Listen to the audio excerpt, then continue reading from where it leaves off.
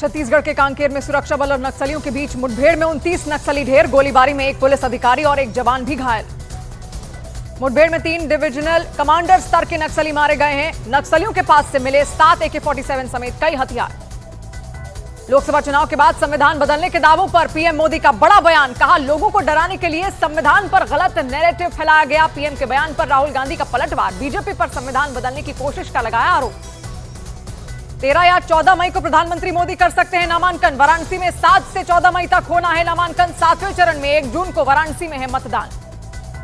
लोकसभा चुनाव के लिए दिग्गजों का नामांकन। मध्य प्रदेश के गुना से ज्योतिरादित्य सिंधिया ने किया नॉमिनेशन। मैनपुरी से डिंपल यादव ने भरा पर्चा।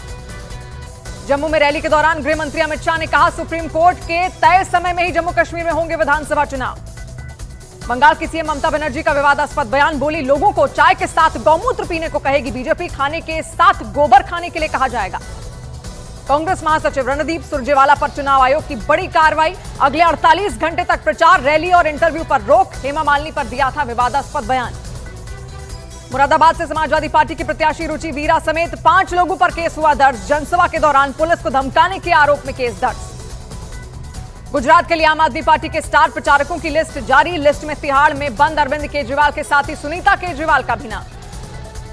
दिल्ली के एलजी वीके सक्सेना ने अरविंद केजरीवाल को लिखी खुली चिट्ठी। पानी की कमी से महिला की मौत के मंत्री आतिशी के आरोपों को बताया हास्यास्पद। यूपीएससी की सिविल सेवा परीक्षा 2023 के नतीजे घोषित। आदित्य श्रीवास्तव ने किया टॉप। अनिमेश प्रधान दूसरे नंबर पर रहे। डी अनन्या रेड्डी ने तीसरी रैंक हासिल की। सलमान के घर हुई फायरिंग मामले में गिरफ्तार दोनों शूटर 25 अप्रैल तक पुलिस रिमांड में भेजे गए। पुलिस का दावा, हमले से पहले आरोपियों ने 3 बार की थी सलमान के घर की रेकी। एकनाथ शिंदे ने सलमान खान से की मुलाकात। फायरिंग के बाद सलमान खान से मिलने उनके घर पहुंचे सीएम। शिंदे कहा, बिश्नोई गैंग को खत्म कर देंगे। जमीन घोटाले मामले में ईडी ने रांची में कई ठिकानों पर मारा छापा। हेमंत सोरेन के करीबी जेएमएम के नेता अंतु टिर्के के ठिकानों पर पहुंची ईडी। सुप्रीम कोर्ट से बाबा रामदेव और पतंजलि के आचार्य बालकृष्ण को नहीं मिली राहत। सशर्त माफी मांगने के बावजूद कोर्ट ने नहीं दी राहत। अगली सुनवाई 23 अप्रैल को। अंतर्राष्ट्रीय मुद्रा कोष यानी आईएमएफ ने 2024 के लिए भारत की विकास दर 6.8% और 2025 के लिए भारत की विकास दर 6.5% रहने का अनुमान जताया। इजरायल की वॉर कैबिनेट में ईरान पर हमले का लिया गया फैसला। नेतन्याहू ने सेना प्रमुख से टारगेट के विकल्प मांगे। इजरायल कभी भी ईरान पर कर सकता है जवाबी कार्रवाई। इजरायल ईरान संघर्ष के बीच रूस के राष्ट्रपति पुतिन ने ईरानी राष्ट्रपति राइसी से फोन पर की बातचीत। रूस के राष्ट्रपति ने उम्मीद जताई कि सभी पक्ष उचित संयम दिखाएंगे और टकराव के नए दौर को रोकेंगे।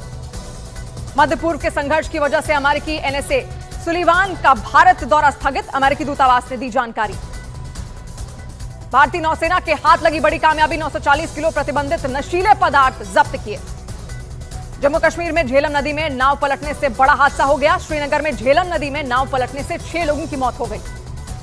जम्मू कश्मीर के पुंछ में भारी बारिश से हुए बाढ़ जैसे हालात। मेंढर इलाके में बाढ़ के बीच फंसे 4 लोगों का किया गया रेस्क्यू। बारिश की वजह से उफान पर नदी नाले।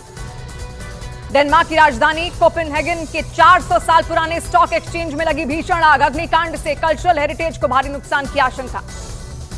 मध्य पूर्वी देश ओमान में भारी बारिश से बदले हालात। नदी नालों में उफान से कई इलाकों में बड़े बाढ़ जैसे हालात। तेज बहाव में फंसे लोगों का किया गया रेस्क्यू।